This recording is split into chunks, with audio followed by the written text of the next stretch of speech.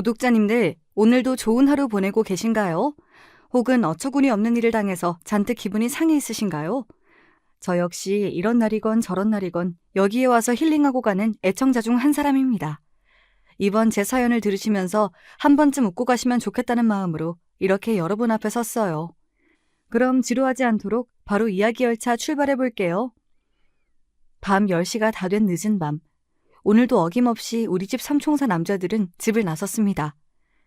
자, 어디 오늘도 우리 동네를 지키러 떠나볼까? 지나가는 제3자가 보면 채, 자기들이 뭐라고 된다고 저런데? 하고 비웃으실 수 있겠지만 세 분은 저에게 슈퍼맨보다 더 영웅과 같은 사람들인걸요.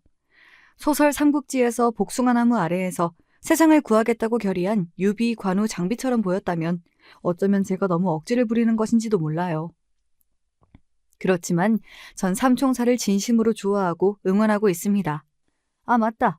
도대체 이 세 사람이 누구냐고요? 첫 번째 의인은 바로 제 아버지십니다. 우리 아버지는 젊은 시절 태권도 유단자로 동네에서 이름을 좀 날리셨다네요. 특히 자기 힘만 믿고 자랑하고 약자를 괴롭히는 남자를 혐오해서 상대가 몇 명이든지 아버지는 그들을 제지하고자 들이대셨다고 들었어요. 아버지의 3대1 무용담이라던가 엄마의 한숨 섞인 사고이라는 밤이 새도 모자랄 지경이죠. 지금 60대의 연세지만 골목길에서 교복 입고 담배 피는 중고생 무리를 아직도 지나치지 못하시니 말 다했죠. 세상이 어떻게 돌아가려는지 후미진 골목도 아니고 이제는 벌건 대로변에서 사내고 계집이고 학생들이 담배를 뻑뻑 피고 앉아있더라. 내가 가서 이 녀석들아, 지금 피는 담배 연기가 너희들에게 얼마나 해로운 줄 아느냐? 하고 훈계했지. 예전들 같으면 쟤 혼자 뭐라고 중얼거리든 내 앞에서 담배는 끄고 다른 데로 갔었는데 요즘 것들은 그냥 나를 째려보면서 이러더구나. 어르신, 험한 꼴 당하기 싫으면 가던 길이나 가세요. 네? 저 할아버지 도망났나 봐. 세상 무서운 줄 모르시네? 여보, 요즘 애들이 얼마나 흉악한데요. 그러다 애들이 덤비기라도 하면 어쩌시려고. 그래서 걔들 피해서 오셨소? 피하기는 날 무얼로 보고서. 놈들한테 등산 스틱을 들이대면서 내가 담배 계속 피울래, 이 할아버지 꼬챙이에 얼굴 찔려볼래 하니까 씨땡 어쩌고 욕지거리 하면서 다른 곳으로 가더구나. 요즘 그게 문제야. 막 나가는 어린애들한테 어른으로서 목소리 높이는 사람이 하나 없지. 그러니까 나라도 해야 해, 나라도. 아버지가 나이도 지긋하시고 몸도 예전 같지 않잖아요. 요즘 애들은 예전과 달라서 수틀리면 아무리 어른이고 해도 그냥 들이받는다고요. 제발 의협심 좀 접으시고 그런 일은 그냥 지나치세요. 그러다 잘못 드실까봐 정말 걱정이네요. 70이건 80이건 내 이 마음을 꺾으려면 저승사자라도 와야 할 거야. 하는 수 없다. 이렇게 생겨먹은 걸 어떻게 하냐? 다칠 때 다치더라도 내 뜻대로 하다 죽어야지. 안 그럼 나 화병 나서 더 일찍 세상 뜰 거야. 이렇게 대꾸하시고는 여전히 온 동네 학생들 금연금주를 위해 계도하고 다니십니다. 자식으로서 이런 아버지가 걱정되지만 지금 세상에 이런 어르신이 어디에 있나요? 남이야 어떻든 나한테 피해만 오지 마라 하고 가는 게 상책인 요즘 시류인걸요. 우리 아버지는 한결같이 사명감을 가지고 주변 학생들을 훈육할 뿐 아니라 어려운 처지의 학생들에게 도시락을 보내주고 학비를 돕는 등 선행을 지속하고 계세요. 저도 결혼 전까지는 아빠가 후원하는 보육원에 함께 가서 봉사활동을 하곤 했습니다. 이런가 하면 삼총사 중 두 번째는 바로 제 남편입니다. 우리 남편도 아버지 못지않은 의협심으로 똘똘 뭉친 사나이 중의 사나이입니다. 제가 우리 남편을 그의 정의심 때문에 만나게 되었는걸요. 27살 시절 출근길 지하철 영등포역 부근을 지나던 때였어요. 제 엉덩이 쪽에서 갑자기 아주 불쾌한 느낌을 받았습니다. 오전 8시 부근이면 한참 러시아워로 지하철에 사람들이 콩나물 시루처럼 빽빽하게 모여 뒤엉켜 있는 광경을 연출하죠. 어쩔 수 없는 일이라고 하지만 이렇게 불쾌하고 이상한 촉감은 예산 일이 아니었어요. 바로 치안이 저를 뒤에서 노리고 있던 것입니다. 여러분은 막상 이런 상황에 닥치면 소리 지르고 도와달라고 하실 수 있을 것 같으신가요? 저도 그렇게 생각하고 살아온 여자이지만 그저 어떻게든 몸을 거기서 빼내고 그 치안에게서 떨어지고 싶은 마음뿐이었습니다. 하지만 이미 사람이 꽉 차 있는 지하철에서 전 옴싹달싹 할 수가 없었어요. 이미 제 둔부에 스친 것은 치안 손만이 아니었습니다. 다른 남자의 부위가 닿았음을 느끼자 온몸에 소름이 돋고 다리마저 후들거리더군요. 당장 지하철에서 뛰어내리고 싶은 심정이었던 그때 젊은 남성의 굵고 드센 목소리가 들렸어요. 아저씨, 나이도 지긋한 양반이 창피하지도 않으세요? 지금 여자분한테 뭐 하시는 겁니까? 그리고 그 남자는 바로 제 뒤에 밀착하고 있던 치안의 손목을 잡아 비틀었습니다. 아, 이거 놔! 요새 젊은 것들은 그냥 노인한테 막 대드는군. 내가 뭘 어쨌다고 이러냐, 이 새끼야! 넌 네 부모한테도 그러냐? 그때 저는 아차 싶어서 정신을 가다듬고 그 치안 노인네에게 소리쳤어요. 당신이 아까부터 내 엉덩이 만졌잖아요. 내가 그 증인이고 피해자니까 엉뚱한 소리 말고 당장 내려요. 경찰서에 가자고요! 우리 부모님은 당신처럼 똥구멍으로 나이만 먹은 분들이 아니라서 말이죠. 오히려 당신 같은 사람 있으면 가만두지 말라고 가르치셨죠. 우리의 이야기를 들은 주변 승객들이 웅성대면서 그 치안에게 비난을 같이 퍼부었어요. 다음 역에 정차할 때 그 남자는 치안을 끌고 내렸고 빠져나가려고 버둥대는 그 노인네를 의경에게 자초지종을 설명하고 인계했습니다. 저는 의경들에게 제 연락처를 주면서 동조했어요. 그리고 절 구해준 그 남자에게 허리 굽혀 감사 인사를 드리고는 그 지하철역에서 나왔습니다. 그날의 기억은 정말 아찔했지만 뜻밖에도 미래 제 배필을 만나게 된 계기가 되었던 것이죠. 도와주었던 남자는 제 핸드폰 번호를 어떻게 알았는지 저에게 연락했지 뭐예요. 어제 일로 너무 놀라서 어디 몸 상하신 데는 없는지 궁금해서 연락드렸습니다. 그냥 남자로서 솔직히 말씀드릴게요. 안양역에서 타실 때부터 뒷모습이 예쁘셔서 지켜보고 있었습니다. 그래서 그 노인네가 이상한 짓 하는 것을 저도 모르게 보고 말았는데 그만 참지 못하고 제가 난리까지 피워버렸네요. 많이 놀라셨습니까? 제가 좀 불의를 보면 못 참는 성미라. 하지만 그렇게 드센 놈 아니고요. 내 여자한테는 한없이 부드럽고 자상한 사람입니다, 저. 그 남자의 솔직한 고백이 귀엽고 또 우리 아빠랑 닮은 것도 같아서 마음에 들었습니다. 우리는 10개월의 만남 끝에 저랑 같이 한 입을 덮고 사는 사이가 되어버렸죠. 남편도 어려서부터 합기도를 배우고 못된 사내를 응징할 때만 무력을 써왔다고 해요. 세상에 떠도는 말로 남 도와줘봤자 손해다 하면서 제가 자제시키곤 있지만 타고난 의협심은 어쩔 수 없는 것 같습니다. 그러다 보니 우리 집에 인사 와서 아버지랑 술을 몇 번 마시더니 두 사람은 어느덧 절친한 사이로 거듭나고 말았어요. 저 없이 두 분끼리 술 마시고 대화하는 장면은 흔한 일상이 되었죠. 단순한 장인과 사위관계가 아니라 뜻이 맞는 남자 둘이 인연을 맺게 되어 신이 나 보였습니다. 그런가 하면 여기에 한 분이 더 와서 드디어 대한민국 의인 삼총사가 결성되는 사건이 일어나고 말았죠. 그 사건은 다름 아닌 양가 상견례 날 벌어졌습니다. 모이기로 한 약속 시간 오후 1시가 넘었지만 어찌된 일인지 남편을 포함한 시댁 가족이 한 번도 오지를 않았어요. 걱정된 마음에 전 식당 문 앞으로 나가 초조하게 기다리기를 20여 분이 지나고 식당 문이 드르륵 열리며 한 부부가 들어오셨습니다. 이미 2차례 예비시댁에 가본 적이 있는 터라 그분들이 시부모님임을 알아볼 수 있었죠. 아버님, 어머님 오셨어요? 그런데 그이는 어디에 있나요? 무슨 급한 일이 있는지 핸드폰 연락도 안 받네요. 그래, 그럴 일이 있었다. 사정은 자체 얘기하기로 하고 어서 사돈 어르신들께 사죄의 말씀을 먼저 드려야겠구나. 시부는 멋쩍은 웃음을 저에게 남기시고 급한 듯이 예약 잡은 방으로 들어가셔서 우리 부모님께 공손하게 머리부터 숙이셨습니다. 안녕하십니까. 제가 형준이 아비 되는 사람입니다. 중요한 약속 앞두고 피치 못할 사정으로 이렇게 늦어서 정말 죄송합니다. 그 옆에는 예비 시모가 고개를 한번 살짝 까딱하고 겸연쩍은 듯 서 계셨지요. 왠지 어머님 심기가 처음부터 불편해 보였어요. 아니요. 죄송하다뇨. 별 말씀을 다 하십니다. 사람이 급한 일이 생기면 다 그럴 수도 있죠. 그런데 남서방은 아직 안 왔습니까? 그 덜 떨어진 녀석은 지금 경찰서에... 뭐라고요? 남편이 경찰서에 있다니? 저는 물론이고 우리 가족 모두 깜짝 놀라고 말았어요. 형준 씨가 그럴 사람이 아닌데 무슨 안 좋은 일이라도 생긴 건가요? 정확히 말하면 우리 형준이는 떳떳한 사람으로 경찰서까지 간 것입니다. 아니, 도리어 세상의 빛과 소금처럼 남을 돕는 진정한 사내지요. 허허허. 그러자 예비 시모는 시부를 가자미 눈으로 한번 흘겨보고선 중얼거리셨습니다. 빛과 소금은 개뿔. 제 아비처럼 오지랖 넓게끔. 어떤 남자한테 맞고 있는 여자를 구해준답시고 휘말려서 지금 다 같이 경찰서에서 조사받는 중이랍니다. 형준이 동생이 같이 있으니까 별일 없이 금방 나올 거예요. 역시 내 사위는 다르구나. 여자를 때리는 남자를 보고도 그냥 지나치면 고추를 확 떼어버려야지.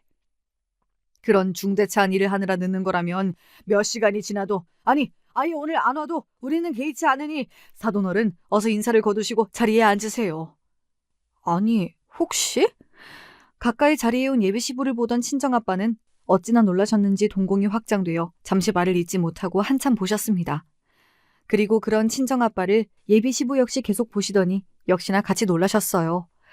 그리고 두 분은 동시에 서로의 이름을 외치셨습니다.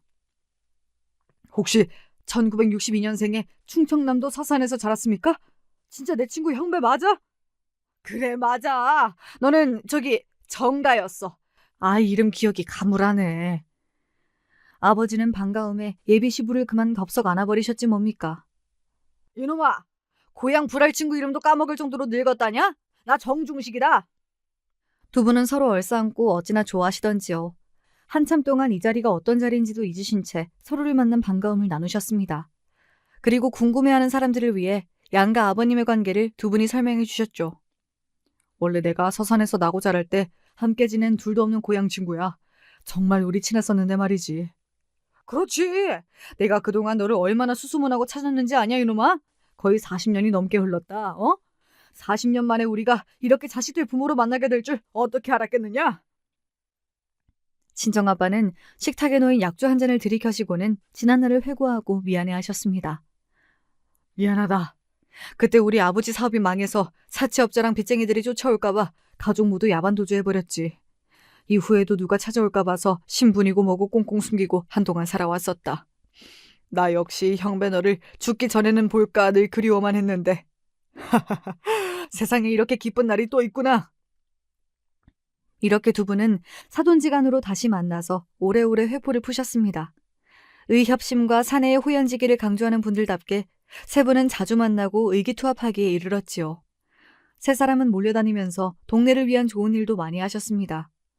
또 술을 좋아하시는 분들이라 새벽녘까지 술 마시며 인의가 상실된 작금의 사태를 비판하고 아쉬워하는 이야기를 주로 나누었습니다. 늦은 시각까지 안주를 해다 바치고 잠도 부족했지만 저나 엄마도 그런 분들의 술자리를 귀찮다고 싫어하지만은 않았죠. 주변의 남자친구들은 술만 마시면 여자 얘기, 연예인 얘기, 그도 아니면 로또나 당첨돼서 흥청망청 살고 싶다는 그런 시답지 않은 이야기들 뿐이었어요. 하지만 양가 아버님들과 남편은 세상을 구하고 싶은 일들을 논하느라 바쁘셨죠. 결혼식을 올리기 전 구정인가에는 남편과 시아버님이 친정집에 오셔서 명절답게 고스톱을 치고 계셨습니다. 에헤이, 이번에도 나는 비박인가? 자네 못 본 사이에 고스톱 타짜가 다 되었구만. 그런데 어쩌다가 자네 발을 다쳤는가? 깁스 같은 것을 하고 있구만. 그저께 밤에 우리 동네 안전지킴이 활동하는데 새벽 1시경 수상한 자가 보여서 쫓다가 그만 발을 접질렀다네. 저런, 심하게 다치진 않았고? 우리 나이에는 뼈도 잘 안 붙는데 걱정이구만. 그나저나 안전지킴이라니 그건 또 뭔가? 예, 장인어른. 각 동네에서 늦은 밤 여성이나 미성년자 등 도움이 필요한 사람들을 안전하게 귀가하도록 도와주거나 경찰처럼 순찰하며 동네를 지키는 활동입니다. 제가 먼저 아버지께 이러한 주민 참여형 치안 강화 활동이 있다고 소개해드리니 당장 하자고 하셔서 우리 부제가 몇 년째 하고 있죠. 코로나 기간에는 잠깐 중지되었다가 다시 시작했어요. 역시 내 사위, 그리고 내 친구답구만. 그런 좋은 제도가 있다니 어떻게 나도 우리 동네에서 할 수 있을까? 아서요, 아버지. 그이랑 아버님은 그래도 두 분이 같이 하시니까 시어머님도 마지못해 보내주시는 거고 아버지 연세에 혼자 다니시는 건 위험해요. 제 만류가 무슨 소용이란 말입니까? 끝내 우리 아버지도 그 동네 안심지킴이 활동을 시작하셨지 뭐예요. 밤마다 순찰 나가는 우리 집 남자들 때문에 걱정으로 잠을 이루지 못하는 날이 많았지만 그래도 그분들은 동네의 자랑이었고 자식들에게 좋은 본보기였습니다. 아직도 세상은 살만하고 사회 정의를 지키고자 노력하는 사람들이 많다는 증거이죠. 유독 남편과 아버님은 우리 친정집에 자주 찾아오셨지만 거기엔 다 이유가 있었습니다. 우리 집 여자들은 노파심의 잔소리 정도로 그쳤죠. 그래도 남자들이 하는 일을 격려하고 도와주는 편이지만 시무는 그렇지 못했거든요. 시어머님과 남편의 남동생은 이런 일들을 이해하지 못했습니다. 오죽하면 우리 상견례 자리에서도 자기 남편과 맏아들 비난을 대놓고 하셨겠어요. 우리 집 바깥 양반도 남다른 분이라 사부인께서도 참 걱정이 크시겠습니다. 아유, 제가 전생에 뭔 죄를 지어서 이런 남편의 아들까지 닮았나 모르겠습니다. 남들은 집도 사고 생업에 열중하느라 바쁠 때 말이야. 이 사람들은 남 돕는다고 몸으로 뛰고 기부하면서 사니 집 세간살이가 어디 남아나야 말이죠. 맞아요. 자기 살기도 바쁜데 저렇게 영양가 없는 일에 뛰어드는 형과 아버지가 정말 이해가 안 돼요. 형수님이랑 결혼하면 좀 정신 차리고 살까 했는데 사돈 어르신도 그렇고 다 분위기가 비슷하신 것 같네요. 우리 둘째 말이 다 맞지 맞아. 바깥 양반들끼리 저렇게 만나서 앞으로 얼마나 몰려다니고 쓰잘데기 없는 일들을 벌일지 아주 걱정이구나. 시모와 시동생 말도 틀린 말은 아니죠. 하지만 제가 좋아하는 사람들의 욕을 대놓고 하는 것을 듣자니 왠지 모르게 기분이 별로더라고요. 그리고 시모는 결혼 준비하면서 시시콜콜 제게 간섭하고 하느라도 더 얻어내려는 모습이셨습니다. 남편과 제가 알아서 전셋집을 마련하고 이에 보태주지도 않았으면서 글쎄 예단 목록에 시모 루이비통 가방에 백화점 상품권까지 요구하셨으니까요. 현실적이고 계산적인 시모는 저와 잘 맞지 않았고 저 시집살이까지 시키셨네요. 시댁에 있을 때 시모는 설거지며 방 걸레질까지 다 저보고 하라 하셨죠. 그럼 몰래 시아버지가 제 손에 든 걸레를 가져가셔서 시모 안 보이는 사이 방을 닦아주셨습니다.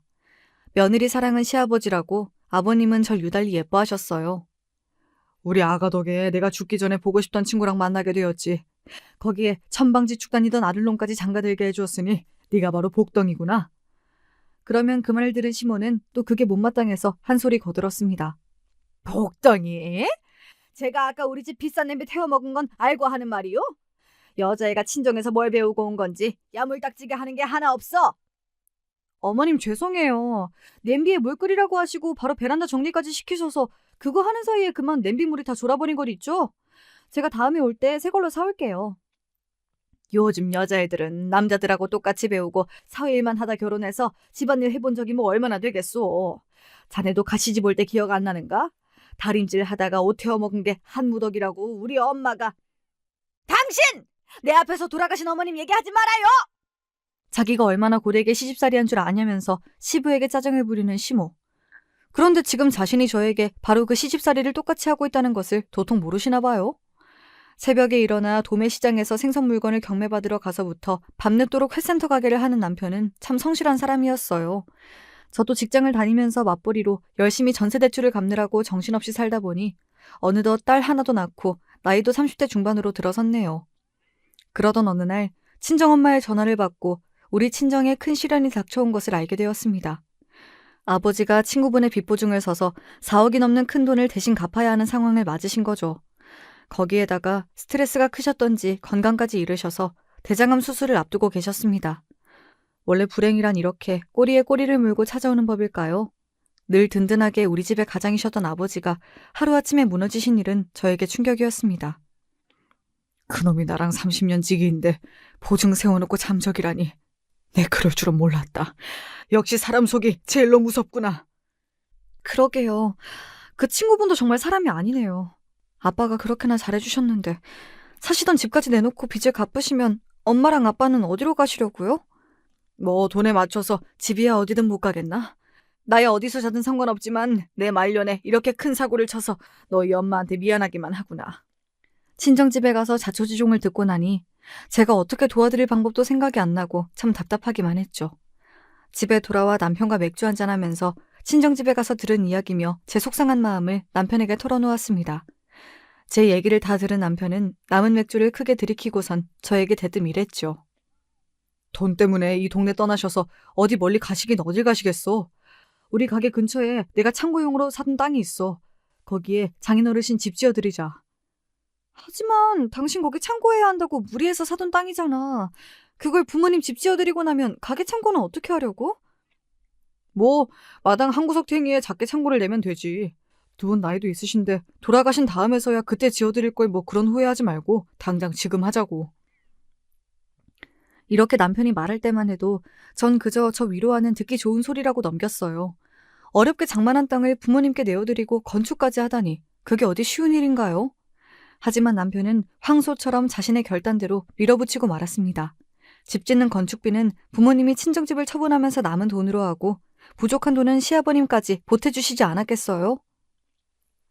아버님, 그 일가 저희 부모님께 해준 것만으로도 과분한데 아버님까지 이러시면 저 불편해서 못 살아요. 내가 너 봐서 괜한 무리한 건 아니고 남는 돈이 있어서 보탠 것뿐이다. 그리고 내가 중식이한테 신세진 것이 많았어. 어릴 때 우리 집이 참 가난했는데 중식이 어머님이 나 맨날 도시락도 싸주시고 만난 거 생기면 꼭 집에 오라고 아들처럼 챙겨주셨지. 내 살면서 그 은혜 갚을 기회가 이번이지 싶었다. 그러니 날 도와다오. 아버님의 말씀까지 듣고서 전 염치 없지만 남편이 부모님 집을 짓는 일을 적극적으로 도왔습니다. 남편도 이런 제 마음을 아는지 제가 부담을 느낄까 봐서 일사천리로 주택 허가 등 많은 일을 해결했어요. 결국 남편은 3층짜리 부모님 집을 5개월 만에 지어버리고 말았습니다. 세상에나, 이게 우리가 살 집이란 말이니? 돈도 없는 우리 사정에 어떻게 더 대궐같이 좋은 집을 우리 사위가 만들어 주었어? 완공된 그림 같은 집을 보면서 친정 부모님은 감격에 겨워 눈시울을 붉히셨습니다. 저 역시 남편에게 고마워서 어쩔 줄 몰랐고 서툴게 감사의 말만 몇 마디 했을 뿐이에요. 하지만 이에 남편은 대수로운 일이 아니라는 듯 말했습니다. 어려우실 때 형편이 되는 사위가 해드릴 수 있으면 하는 거죠. 괜한 마음 쓰지 마세요. 앞으로 아무 걱정 마시고 아버님 건강부터 회복하셔야 같이 안전 지킴이도 하고 약주도 하시죠. 제가 전생에 나라를 구했는가 봐요. 이렇게 마음씨 좋은 남편을 곁에 두고 살다니 말이죠. 앞으로 사는 동안 남편이 허튼 짓이나 실수 좀 한다 해도 혹은 그가 건강과 돈을 잃더라도 전 끝까지 남편 곁을 지킬 겁니다. 그게 제가 해야 할 도리이고 부부간의 의리니까요. 친정 부모님은 1층에 거주하시고 2, 3층은 세입자를 들여서 그 월세를 남편에게 매달 보내셨습니다. 남편은 한사코 거절했지만 2조차 받지 않으면 친정집에 올 생각도 말라고 엄포를 놓으신 아버지 덕에 우리는 매달 월세 150만 원을 받게 되었네요. 하지만 친정의 가세가 기운 뒤로 시어머니는 저를 더욱 무시하고 미워하셨습니다. 집이 완공되고 친정 부모님은 감사한 마음에 시부모님께 집들이 초대를 하셨는데 시모는 오지도 않고 저에게 전화해서 이렇게 말씀하시더군요. 네가 입장 한번 바꿔서 생각해봐라. 엄연히 내 아들 땅 위에 또 내 남편 돈까지 들어간 내 집과 같은데 거기서 너희 부모님이 호의호식하고 있는 모습을 직접 보고 싶겠어? 괜히 내가 가봤자 좋은 얼굴로 좋은 맛이 못 나가니깐 그저 난 안 가련다. 말씀을 듣자니 서운도 했지만 어머님의 솔직한 심정도 한편으론 이해가 되었습니다. 그렇지만 시모의 서운함은 고스란히 저에 대한 구박으로 돌아오고 말았어요. 사돈집이 사기에 질병에 가뜩이나 기운이 안 좋은데 괜히 우리 아들까지 그 애군이 묻어올까 걱정이다. 너는 처가댁에 그만 좀 출입해라. 엄마도 참. 어려운 때일수록 맞사위인 제가 더 챙겨드려야 아버님이 한시라도 빨리 예전 모습을 찾으시죠. 시아주버님은 사람이 너무 좋은 건지 전후 사정도 없이 따지지 못하시는 건지 재산의 건강까지 잃은 집에 오가면 득될 게 뭐 있나요? 괜히 쌀이라도 사줘야 하고 그 집에서 손 더 벌리려 드는 거 아닐까요? 역시 우리 의사 며느리가 세상 돌아가는 이치도 잘 안다니까. 맞아. 곳간에서 인심 난다고 쥐뿔도 없이 가난한 집에 가봐야 네 호주머니만 가벼워지지. 우리 집 돈으로 그 집 해준 것만 생각하면 지금도 내가 화딱지 난다. 사돈이 2층 월세는 너한테 꼬박꼬박 안 빼먹고 보내고 있는 게지? 당연하죠. 우리 장인어른 그런 거 확실히 하신다니까요. 엄마는 괜한 걱정을 다 하십니다 참. 시모처럼 세상 편하게 사는 게 장땡이라는 주위의 서방님은 어떤 묘수를 부렸는지 의사인 여자친구와 만나고 결혼까지 했습니다. 하지만 동사가 들어오고 나니 시모의 애정은 동사만을 향했고 저는 그저 천덕꾸러기 신세가 되었습니다. 하긴 이 속에 밝은 시모의 입장에서 불보듯 당연한 일이기도 해요. 저는 친정집 가세도 기울었고 직업도 평범한 회사원인데 동서는 남들이 모두 인정해주는 직업을 가졌으니까요. 거기에다가 계산이 빠르고 절대 손해 안 보는 성격이 시모와 동서는 잘 맞아 보였습니다.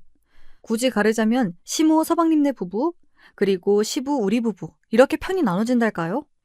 제가 하는 일은 의심부터 하고 뭐든 가르치려 드시는 시모는 동서가 하는 일에는 보는 눈빛부터 그렇게 따스할 수가 없었습니다.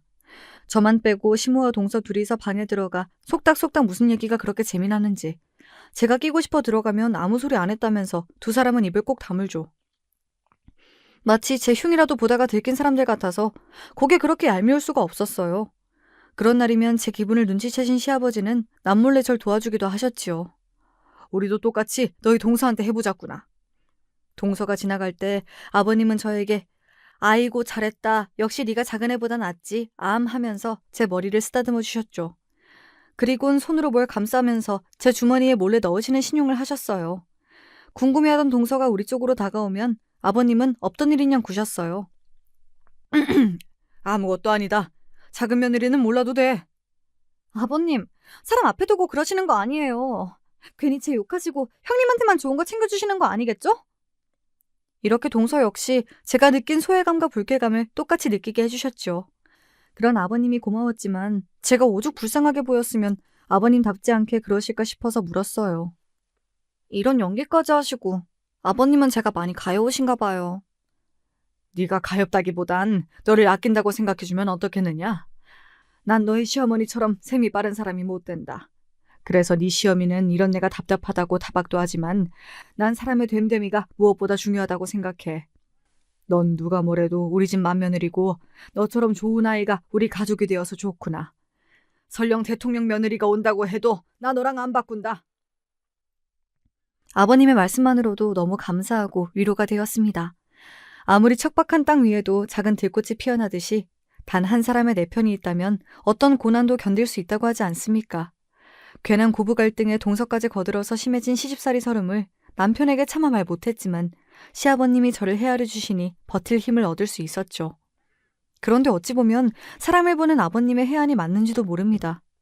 너무 야가 빠져서인지 제가 생각지도 못할 행동을 서방님과 동서는 저질러버렸고 급기야 아버님을 화나시게 만들었죠. 시부가 갖고 계신 서산 땅이 좀 있는데 일대 태안 당진과 연계해서 개발된다는 소식이 솔솔 들려오던 때였습니다. 우리 부부는 그 땅은 아버님의 것이니 어쩌거나 관심도 없었지만 서방님네 부부는 달랐어요. 시아버님에게 그 시골 땅을 당장 처분하자면서 자주 설득하곤 했죠. 아버지, 지금이 기회예요. 과실수나 심으면서 땅 놀려두면 뭐합니까? 하루라도 빨리 처분해야 그걸로 다른 데 투자도 하고 돈이 더 불어나는 게 투자의 정석이죠. 아직 발 때가 아니야. 내가 그쪽 동네 사정 빠삭한 삼촌통에서 소식 듣고 있는데 아직 더 기다려야 해. 게다가 지금은 내 먼 고종사촌이 거기서 농사 짓고 있다. 갑자기 다른 주인이 나타나면 그 형은 생계가 끊기는 거 아니냐? 아버님, 그분이 꽁으로 남의 땅에 농사 짓는 것이 문제죠. 왜 그런 분들 생계까지 아버님이 걱정하세요? 너는 사람이 그리 못되게 말하면 안 되지. 농사 짓는 시골 사람들은 땅이 없어지면 죽으란 소리랑 같아. 한평생 농사나 짓던 형님인데 내가 급하지도 않은 돈 때문에 당장 죽으라는 소리를 어찌하겠느냐? 너희는 내 땅에 관심 끄고 다시는 땅 팔라는 얘기도 하지 마라. 급기야 화를 버럭내는 시부의 모습에 서방님네는 꼬리를 내려서 포기한 줄 알고 있었죠. 그런데요, 그건 제 착각이었습니다. 시무와 동서가 또 숙덕대더니 어느 날 시댁에 있는 유선전화기로 함께 통화하는 소리를 들었어요. 저도 어쩐 일로 초기 발동에서는 다른 방에 있는 수화기를 조심히 들어서 그들의 통화를 엿들을 수 있었습니다. 그 통화는 긴급하고도 중요한 이야기였기에 전 당장 아버님에게 달려가서 이 일을 고했지요. 그날 노발대발하는 시아버지 아래에 시모부터 서방님 동서까지 모두 납작 엎드려 빌고 말았습니다. 누구냐? 누가 이딴 짓을 하겠다고 나선 게야? 제발 용서해주세요, 아버님. 제가 병원 개원하느라 목돈이 필요하다고 남편이랑 어머님이 벌이신 일에 하는 수 없이 동참한 것뿐이에요. 뭐라고? 야! 네가 제일 먼저 이 생각을 내서 우리를 모았잖냐? 여보, 이 여우 같은 것이 거짓말하는 거예요. 난 얘 설득에 넘어가서 당신 인감도장을 몰래 빼준 죄밖에 없다고요. 그렇게 돈독하던 시모와 동서의 사이는 이런 식으로 서로 일러바치고 다시 없는 원수지간이 된 것 같았죠. 이들이 공모한 일의 사정은 이러했습니다. 서산 땅을 평당 40만 원에 사겠다는 부동산 업자가 나타나자 이들은 아버님 몰래 땅을 팔고자 했던 것입니다. 시모는 아버님의 인간도장을 몰래 빼돌렸고 동선에는 그 매수인과 계약하려고 부동산 사장과 매수인을 만나는 일을 벌였죠. 이들과 부동산 사장이 나눈 대화를 제가 엿들은 덕분에 그들의 계획은 수포에 돌아간 것입니다. 이런 대담한 짓을 벌인 시모와 서방님네 부부를 시부는 크게 혼냈고 그 노여운 감정이 오래가서 한동안 동서나 서방님도 시댁에서 쥐죽은 듯 지내야 했을 정도였어요. 왜냐하면 그 사람들이 몰래 팔아먹으려 했던 그 땅은요. 그해 12월 이미 평당 100만 원도 넘었거든요. 만약 그때 업자에게 넘겼다면 시댁에서 땅을 치고 후회했을 일이죠. 제 덕분에 계약을 멈출 수 있었다면서 또 불제 내의 불효를 막았다면서 아버님은 저에게 두고두고 고마워하셨습니다. 하지만 이 일 때문에 시모는 더욱 동서만 감싸고 돌고 동서도 저를 상대해주지도 않았습니다. 어머님, 형님 요즘 살찐 것 같지 않으세요? 얘가 둔하잖냐. 자기가 돼지가 되어가는지도 모를 게다 아마. 저는요, 예전과 달리 요즘은 결혼하고 애기 낳고 살아도 여자는 항시 자기 관리를 해야 한다고 생각해요. 네 말이 맞다. 걔가 너처럼 똑똑하기를 하니 너처럼 중한 일 하느라 바쁜 것도 아니고 퍼질러만 있으니 저리 살만 뒤룩뒤룩 찌지. 이 둘의 대화는 놀랍게도 제 뒷담화가 아니고 마치 절 투명인간 취급하면서 절 앞에 두고 조롱했던 대화입니다. 정말 기가 차지 않으세요? 좋은 일 해놓고 도리어 저에게 화풀이하는 시모와 동서가 참 미웠습니다. 그래도 제가 뭐 어쩔 도리는 없었고 똥이 무서워서 피하냐는 마음으로 무시했더니만 오히려 그들의 악행은 점차 심해졌지 뭡니까. 자손이 잘 되려면 조상님들 모시는 제사부터 정성을 들여야 하는 거야. 이런 말씀을 달고 사시는 시부는 종손으로 제사 모시는 일을 중요시하는 분이었어요. 재래시장에서 좋은 생선과 고기를 당신이 직접 고르시고 음식 준비 하나하나 신경 쓰셨죠. 제가 시집 들어와서부터 시모 옆에서 열심히 제사를 도우며 몇 해 동안 20번이 넘는 제사를 치러냈죠. 그런가 하면 동서는 지난 제사 때부터 시부에게 한 소리 들었습니다. 시모는 저에게 하는 것과 달리 동서만큼은 제사 준비해서 열애시켰거든요. 저만 부엌에서 바쁘게 일하고 동서는 놀고 있으니 그 광경을 지켜보던 시부는 동서를 부엌으로 데리고 가서 전을 부치라고 직접 지시하신 겁니다. 나는 이번 제사에는 꼭 막내 며느리가 직접 부친 전을 먹어보고 싶구나. 그런데 똑똑하신 의사 양반이 집안일에는 어두우신 모양이죠. 노릇노릇하게 간단히 부치기만 하면 되는 전을 시커멓게 태워먹은 거죠. 8살짜리 우리 민서도 그보단 잘하겠지 싶었네요. 그때 자존심이 상했던 모양인지 이번 제삿날의 동서는 시댁에 와서 저를 보자마자 봉투 하나를 툭 던지더군요. 요즘 진료가 많아서 제 손목이랑 팔이 영 안 좋아요. 사람 살리는 일을 하는 저 같은 사람이 전떡이나 붙이다가 손 다치면 안 되죠. 형님한테 일당을 드릴 테니 혼자 좀 하세요. 100만 원. 이 정도면 도우미한테 주는 일당의 10배는 되니까 충분하죠? 어쩜 우리 며느리는 통도 크다야. 첫째는 좋겠다. 어차피 할 일 의사 동서 덕에 과분한 용돈까지 받으면서 내 하고 넙죽받고 더 열심히 해야겠지? 저요. 돈보다 사람이 먼저라는 우리 아버지 밑에서 자랐던 존심은 살아있는 여자예요. 내가 100만 원에 손 아랫 동서한테 이런 취급을 받을 순 없다고요. 싸가지 없는 동서에 거기에 맞장구 치는 시모까지. 거기서 그만 울컥하고 말았습니다. 울음을 참고 뛰쳐나가서 시댁 대문 밖에 서 있었어요.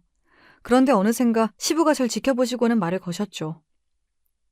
첫째야, 제사 준비가 많이 힘들지? 시부모가 제사를 깐깐히 시키니까 너무 고되더냐? 아니요, 그게 아니라요, 아버님. 다정한 아버님 말씀에 저도 모르게 서러움이 물밀듯 몰려와 눈물을 쏟고 말았습니다. 아버님은 묵묵히 제 어깨를 토닥이시면서 달래주셨어요. 동서에게 시모가 있다면 저에게는 아버님이 계시니 그나마 위안이 되었죠. 그래서 방금 부엌에서 겪은 일과 그간의 모든 당한 일들을 시부에게 일러 바쳤습니다. 제 이야기를 들으시며 혀를 끌끌 차시던 시부는 결연한 모습으로 말씀하셨죠. 아무래도 안 되겠구나. 내가 세상의 불의를 참지 않겠다며 밖에서 애쓰는 사람인데 정작 우리 가정이 이렇게 근본이 없어서야 쓰겠냐? 오늘부터 이 집안의 질서를 바로잡을 것이다. 이날부터 아버님은 큰 마음 먹고 대대적인 집안개혁을 강행하고 말았어요. 아버님은 모든 시댁 식구들 앞에서 이렇게 선언하셨습니다. 우리 동네 지킴이 하는 해병대까지 나온 내가 가정이 돌아가는 꼴을 그냥 둘 수가 없어.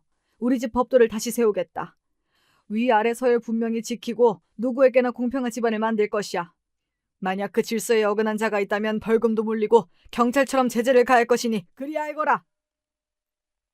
동서가 나에게 형님 호칭을 제대로 안 붙이고 반존대할 때 시부는 갑자기 나타났어요. 삐빅 하는 호루라기 소리와 함께 외치셨죠. 서열 위반! 벌금 10만 원! 질서를 어긴 동서는 바로 지갑에서 벌금을 꺼내 시부에게 드려야 했죠. 또 시부는 앞으로 제사 준비는 본인이 직접 총괄하겠다고 나섰어요. 당신은 오래 고생해왔으니 두 며느리에게 맡기고 이제 쉬구랴. 제사는 우리가 알아서 할 테니 아예 부엌에 들어오지 마. 그러니 시모의 입은 귀에 걸릴 수밖에 없었죠. 이 얘기에 당황한 동서는 시모를 붙잡으며 어머님이 계셔주셔야죠. 아버님이랑 있으면 저한테 일 엄청 시키신단 말이에요. 그래, 내가 너희 시아버지에게 잘 얘기해두겠다. 너는 공부하느라 바쁜 애라 이런 일 잘 못한다고. 하지만 이 시애미는 나가라는데 어쩌겠느냐. 형님 의지하면서 둘이 잘 해보려무나. 이미 신이 난 시모는 이렇게 동서의 애원에도 불구하고 당장 외출해버렸습니다. 자기를 감싸줄 시모도 없고 자기 편도 없으니 동서는 시무룩해 있었어요. 하지만 시부는 해병대 교관처럼 동서와 저에게 해야 할 일을 각각 지시하셨고 원래 이런 일에 익숙했던 저는 일사불란하게 움직였습니다. 그렇지만 동서는 달랐죠. 시댁에 와서 제대로 일을 한 적도 없으니 뭘 제대로 하겠어요. 저는 프라이팬에 까맣게 눌러붙도록 놔두고 나물은 저 세상 갈 뻔하게 짜게 만들어버렸으니 시부의 호통은 마르질 않았습니다. 야야, 똑똑한 아이가 이렇게밖에 못하겠냐? 너희 형님이 하는 걸 잘 보고 따라하란 말이다. 아버님, 저도 잘해보려고 노력하고 있는데 꼭 그렇게 형님하고 비교하셔야겠어요? 비교라니? 내가 언제 첫째랑 너를 비교했다는 거냐? 그건 너희 시애미가 해온 짓거리지. 매번 너만 걸레질도 빼주고 부엌에도 안 부르지 않았냐? 시댁에 와서 하는 제사 준비가 이토록 신명났던 적은 없었습니다. 전 그간의 체중이 한꺼번에 내려가는 통쾌함을 느꼈죠. 하지만 동서도 만만치 않은 상대였습니다. 시부에게 당한다고만 생각했던지 다음 시댁 모임부터 발걸음을 하지 않더군요. 왜 안 하냐는 시모의 질문에 서방님은 난처해하며 다른 이유를 둘러댔지만 모두 알고 있었죠. 우리 남편만 빼고요. 그리고 시부는 솔직하게 그것을 드러내셨습니다. 늘상 제 시어머니 보호만 받고 형님은 무시하더니 내가 제사 준비 조금 시키니까 그 꼴을 못 당하겠던 모양이지 뭐. 그게 무슨 말씀이세요? 이놈아, 내 아들이지만 넌 어찌 그리 둔하냐? 우리 집 와서 네 아내만 맨날 부엌대기처럼 일하고 둘째 며느리는 의사라고 너희 엄마가 손에 물 한 방울 안 묻히게 했지. 시모는 그런 오해하지 말라며 부정했지만 시부는 말씀을 계속 이어가셨습니다. 어디 그뿐이냐? 둘째가 모든 집안일 다 하라며 식모 취급하며 첫째한테 돈 봉투까지 내밀었지 뭐냐. 그동안 본가에서 제가 이런 취급을 당하는 줄 몰랐던 남편은 놀라서 저를 보고 물었어요. 여보, 그동안 이런 일까지 당해놓고 도대체 왜 내게 이야기하지 않았던 거야? 신혼 초기에 남편이 제 편드는 말 한 번 했다고 어머님이 더 날 싫어하시고 당신도 엄청 혼내셨잖아. 그리고 당신도 나에겐 남편이지만 그보다 먼저 어머님 아들이야. 자기 엄마 욕하는 아내를 좋아할 남편이 세상에 어딨겠어. 당신은 우리 부모님한테 그렇게 잘해주는데 나도 못지않게 시부모님께 잘하고 싶었단 말이야. 서러움에 한 줄기 눈물이 흘러나왔고 남편은 그런 제 얼굴을 자기 품에 파묻었습니다. 바보야, 너무 착해서 탈이다 당신은. 아무리 그래도 그렇지 우린 부부야. 엄마가 어쩌시든 세수씨가 어쩌든 다 나한테 일러바치고 같이 욕이라도 해야 당신 속이 풀리지. 당신 혼자 참는다고 능사가 아니니까 이제 나랑 우리 아버지에게 맡겨봐. 알았지? 남편의 호언장담은 빈말이 아니었어요. 동서가 시댁에 자꾸 오지 않자 시부와 남편 그리고 우리 친정 아빠까지 동서의 병원에 쳐들어갔으니까요. 설마 하니 동서를 혼내주려고 삼총사가 뭉쳤냐고요? 아니요, 그 반대입니다. 위기에 빠진 동서를 구해주기 위해 저 삼총사가 나선 거예요. 그날 시댁에서 서방님은 동서가 시댁에 오지 않은 또 하나의 이유를 털어놓았죠. 뭐 아버님한테 삐져서 그런 것도 있지만요. 요즘 그 사람 병원 일로 골치 썩고 있답니다. 지난달 교통사고 당해서 온 환자가 있었는데 경미한 타박상 등을 자꾸 크게 부풀려서 진단서를 써달라며 고집 부리는 거예요. 보나마나 보험료 많이 타먹으려는 수작인 걸 알고 아내가 딱 잘라서 거절했는데 그 뒤로 한 번씩 병원에 와서 아내 욕을 하고 난동 부리고 있어요. 오늘도 여기 오는 길에 또 그 환자가 왔다며 병원 간호사들 호출받고 급히 병원에 간 거예요. 동서가 이런 난처한 일을 겪고 있다는 것을 알고 다음 그 환자가 방문한 날 삼총사가 출동했던 것이죠. 그리고 후일담을 남편에게서 듣게 되었어요. 우리가 딱 병원에 들어서니까 50줄 되는 남자가 막 우통을 까면서 행패를 부리더라. 아마 병원에 의사며 간호사며 다 여자들만 있으니까 쉽게 보고 그러는 거지. 우리 셋이 가서 자중하라고 호통치니까 처음엔 움츠러들더니 눈이 돌아서 아예 우리 보고 어쭈? 너희들끼리 뭉쳐서 날 어떻게 해볼 작정인데 그래 쳐라 쳐! 하면서 무작정 들이대는 거야. 열받은 우리 아버지가 때리려고 손을 올리는데 장인어른이 그 손을 맞고선 이러셨어. 아이고 아이고! 이 자식이 늙은 나를, 암까지 걸린 나를 패는구나. 죽겠다 야. 이렇게 장인어른이 헐리우드 액션으로 맞는 척을 하니까 그 환자가 당황하기 시작했지. 그래서 나도 막 그 사람 팔로 내 얼굴을 치도록 억지로 움직이면서 바닥에 나뒹굴었어. 나도 죽겠다고 엄살 부리면서 말이지. 어머나? 그게 무슨 영화 같은 일이야? 그래서 어떻게 됐는데? 어쩌기는 그 아저씨 혹여 우리가 경찰서에 데리고 가서 자기한테 합의금이라도 뜯어갈까봐 주랭랑을 치더라. 자기처럼 피해자인 척 쇼하는 걸 막상 당해보니 놀라 자빠지겠다는 모양이지. 아휴, 잘했다. 모두 진짜 현명하게 잘했어.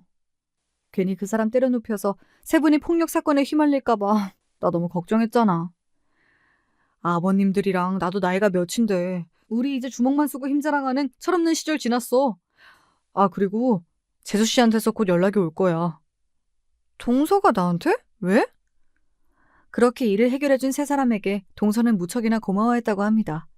거기에 대고 남편은 동서에게 따끔히 한마디 했다는군요.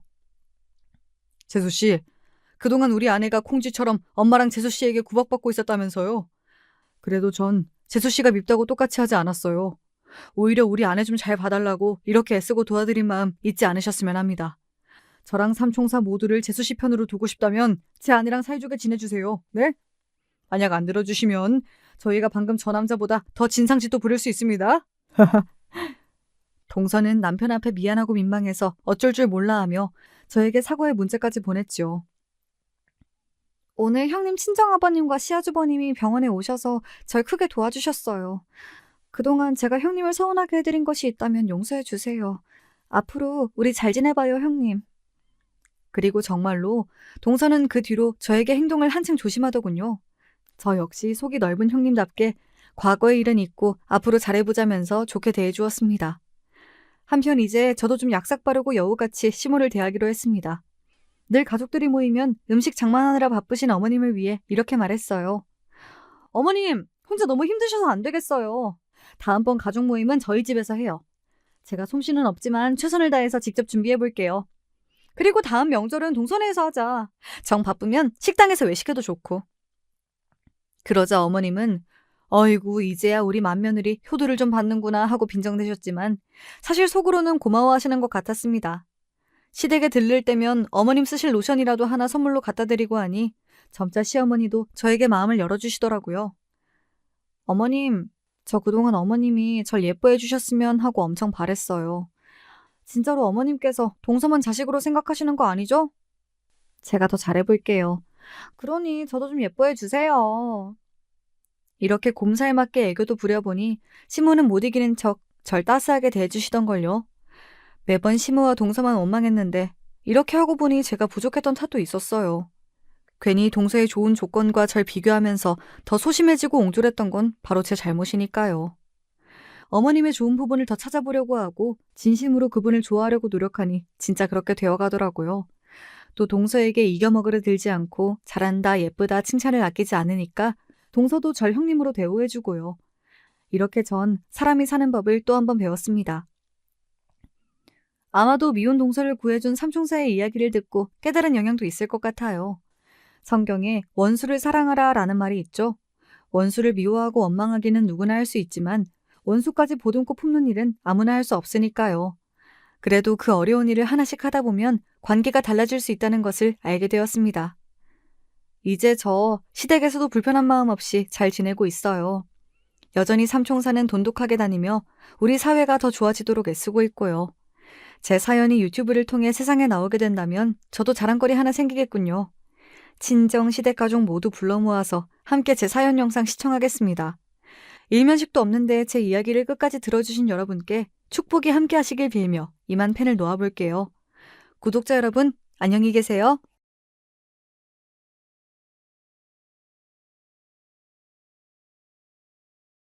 안녕하십니까. 저는 서울에 거주하며 평범하게 나이를 먹어가고 있는 남자입니다. 사람 나이가 40 정도가 되면 더 이상 세상의 유혹에 흔들리지 않게 된다 하여서 마흔을 불혹이라고 칭한다고 하잖아요. 여러분도 살아보니까 정말 그러시던가요? 저는 개인적으로 살면 살수록 느끼는 건데 나이는 그저 숫자에 불과한 듯 싶습니다. 나이가 불혹이 되었다고 해서 제가 정신적으로 더 성숙해지고 유혹에 안 빠지는 사람이 된 건 아니더라고요. 저로 하여금 이런 생각을 더욱이 하도록 만들어준 어떤 존재가 제 인생엔 있었어요. 나이를 대체 어디로 먹은 건지 심히 의심스러웠던 존재의 얘기를 꺼내볼까 합니다. 저는 고향이 서울이긴 하지만 아주 어렸을 적에 충청도로 온 가족이 이사를 갔습니다.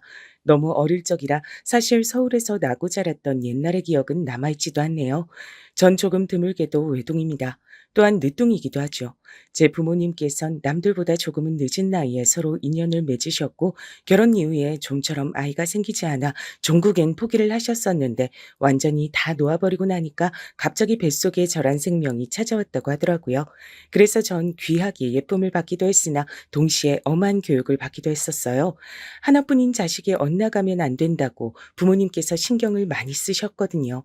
충청도의 아주 작은 시골 마을에 제 조부모님께서 살고 계셨습니다. 그래서 애초에 이사를 그쪽으로 한 거였죠.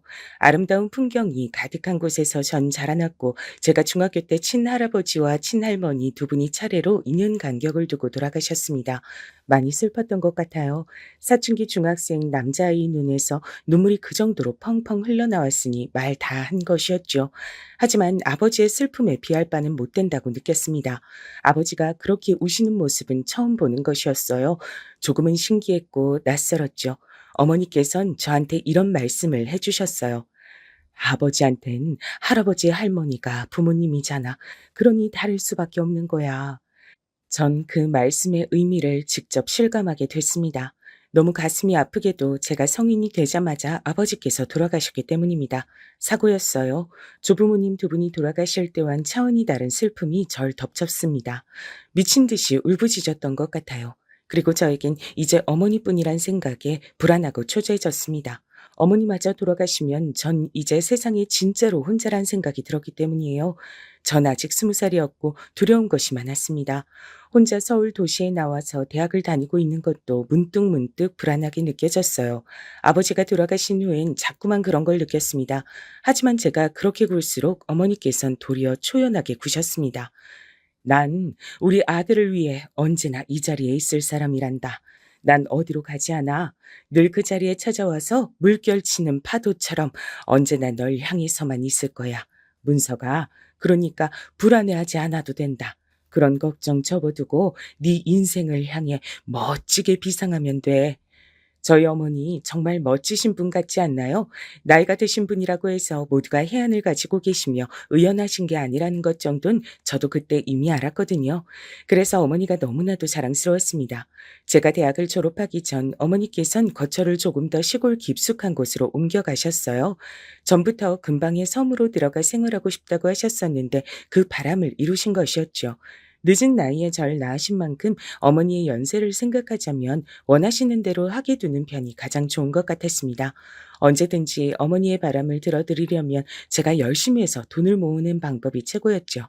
그런 생각으로 죽도록 취업시장에 문을 두드렸더니 제가 원하던 수준의 좋은 직장에 들어갈 수 있었습니다. 시골 출신이 거기까지 출세를 한 것이죠. 열심히 직장을 다니고 돈을 벌고 또 모았습니다. 그렇게 살다 보니 홍기가 차서 결혼을 하게 됐는데요. 전 주변에서 운 좋은 놈 소리를 들으며 결혼을 했답니다. 아는 저보다 좋은 대학을 나온 것도 아니었고 직장도 아르바이트 수준이었는데요. 얼굴이 예쁜 편이었어요. 그리고 아내의 언니인 제 처형이 엄청나게 잘 되는 당시에 하도 유명해서 연예인들도 심심찮게 방문을 하던 카페 사장이었습니다. 이게 바로 대박이었던 것이죠. 처형의 남편인 제 형님께서도 꽤 괜찮은 직장에 재직 중이셨고요. 장모님과 장인어른 두 분은 오랜 별거 중이셨는데 사실상 이혼이나 다름없다고 설명을 들었습니다. 장인어른께 공공연히 만나는 다른 분이 계시다는 것 같았어요. 대신에 그 대가로 장인어른께선 별거 생활을 시작할 때 재산의 거의 대부분을 장모님께 넘겨주셨고요. 그걸로 장모님은 계속 생활을 해오실 수 있었던 건데 처형의 카페가 대박을 치는 바람에 아주 수준이 여유롭게 되셨던 것이죠. 그래서 저는 복에 겨운 결혼을 한 놈이 됐습니다. 아내는 변덕이 심하고 기본적으로 성질이 좀 드센 편이었어요. 전 웬만하면 수도분하게 맞춰주는 성격이었기에 궁합은 그럭저럭 잘 맞았답니다. 냉장고에 저거 장아찌 뭐야? 혹시 어머님이 만들어주셨던 저번에 그거야? 맞아. 난 입맛에 너무 잘 맞아서 계속 조금씩 먹고 있었어. 아, 그랬구나. 난 또 뭐라고. 갖다 버려도 되는 건 줄 알고 잠깐 좋아할 뻔했네. 당신은 은근히 우리 어머니가 해준 반찬을 안 좋아하더라. 근데 잘 먹을 때는 또 잘 먹잖아. 솔직히 맛은 있어. 근데 보통 시골분이 아니신데다가 나이도 많으시잖아.